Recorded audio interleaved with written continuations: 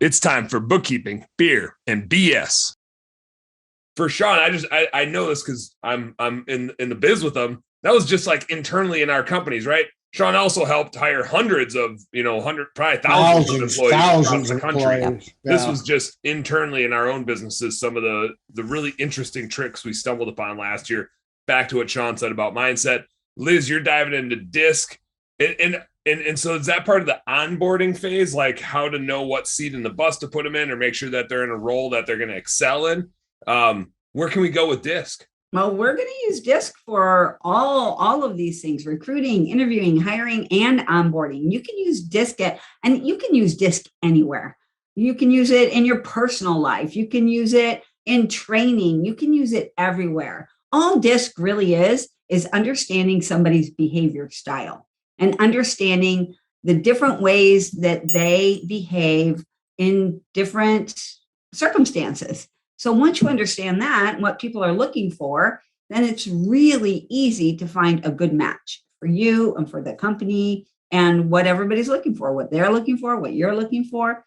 So DISC is just one more tool, just like all of the other things that we have in our little tool belt. It's just one of them. Mm-hmm. And Liz, you'd made a point when we were talking before too, I thought was really cool, is that you're part of what you're going to present is how you can use DISC for your company, your specific company, right? And I think that's really powerful.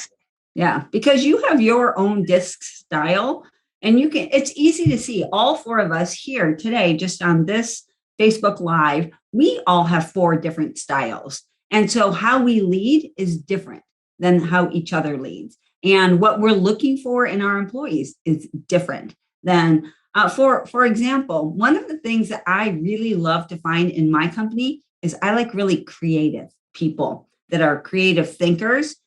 But for a lot of companies, that's not a good thing. They don't want people that are creative. They want people I hire a bunch of creative bookkeepers, we in trouble.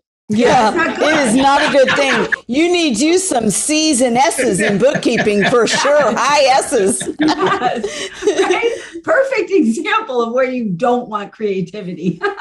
Exactly. So everybody's looking for something different.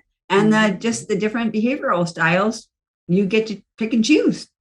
And it really helps the leader, because as leader, it is truly on us to mirror the person in front of us. We cannot expect other people to change to fit our behavioral style. We have to understand that our employees are different, our customers are different, and we really need to moderate our leadership skills, our communication skills to fit them. We can't expect the world to revolve around us. Otherwise, we're going to be pretty lonely.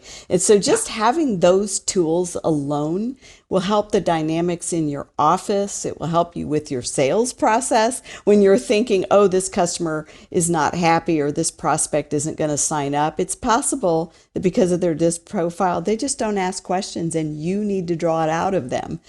So in all areas of your business, not just the hiring and the onboarding, but the managing your staff and closing the sale with your customers, all of those tools in DISC will help you. So I think it's just a fun exercise, but it's scientific. It's really brilliant.